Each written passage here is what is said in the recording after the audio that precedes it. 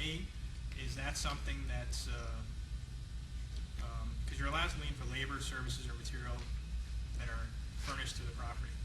But does the watering of the palm trees, is it actually incorporated into the property? No, it kind of actually seeps in and disappears. Is it there for its permanent benefit? No, the water disappears. Or maybe you could say it gets soaked up into the palm trees. You know what I mean? It became a dispute of, you know, the plants and how they were delivered and everything else. And, you know, if you put a lien on it, how much are you going to get out of it? Just get the plants value out of it. Like I say, if it's better to be safe and side on the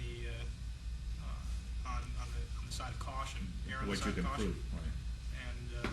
And then for the rest of the claim, just all right. So let's say that the palm trees were $20,000 and the maintenance was $10,000. You lien for 20, you sue for breach of contract on the 10. I see. Okay. Okay. Well, you sue for breach of contract on the full 30. Right. Okay. You're just not going to have a lien for the other 10. I see. Okay. I'm not saying you don't have a claim. I'm just saying it's not a lien claim. Okay. Another question was on the change orders clause. You said it's best not to have them, but can you still put a change order clause? Can you still make a change order and still be paid for it if you don't have it in the contract? Because I think that's what the contractor wants. They want that in there so that they can say, hey, we had you sign this change order, or does it become a separate contract? I'm talking about the scenario where a contractor forgets to get a written signed change order. If you have a signed change order, you're in the clear, you're in the gold. Okay, that's not a problem. I can see that this is an addition, an extra to the contract. And the lien law specifically says extras or change orders in the definitional section are lienable. There's nothing wrong with that. But it's not a separate contract, even though it wasn't stated as a clause of the original contract. That's my If question. you're submitting it as a change order, I think then we all see that it's an extra to the original contract. Okay. If you're submitting a whole separate contract, then it's a separate contract, in which case you're going to have a whole nother lien filed on that separate contract. You're not going to be able to lump everything in together. 71309 says you actually only have to, you must have only one lien. So you got to watch for that. But if it's a change order, it says change order on it, it's an extra, it's a revision to the general scope of work that you're already doing. And who's not going to see that as being just a revision to the original contract? Even though there was no clause. Okay. Yeah. Okay. Yeah, that was the question. Well, I don't know. Anybody else has a question? Continue. On the laborer, that was the only other question I had on the laborer.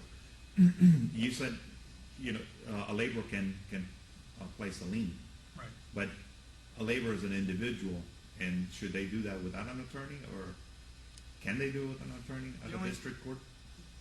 Yeah, they can do it without an attorney because they're an individual representing themselves. It's companies that can't represent themselves. I see. Okay, because unless you're in small claims court. Small claims court, people's court, otherwise known as, but companies can represent themselves in small claims, but they cannot represent themselves on lien claims because the small claims courts have no jurisdiction over lien claims. But individuals, they can represent themselves all the way through to the Supreme Court if they want to. The reason why people, officers of the company, can't represent a company in courts, again, I'm talking above small claims court, is because corporations are fictional entities. It's our way of making up our pretend friends. They don't really exist. I, as an attorney, represent you. I'm representing somebody else. Okay, that's what being an attorney is about. I get to represent somebody else's interests. So if you're going in there as Mr. Joe Schmo, officer of the company, what it really is Joe Schmo representing a third party. You are not the same as your company. It may be your company, you may have 100% ownership in that company, but you're not allowed to represent that company. Okay. Okay, unless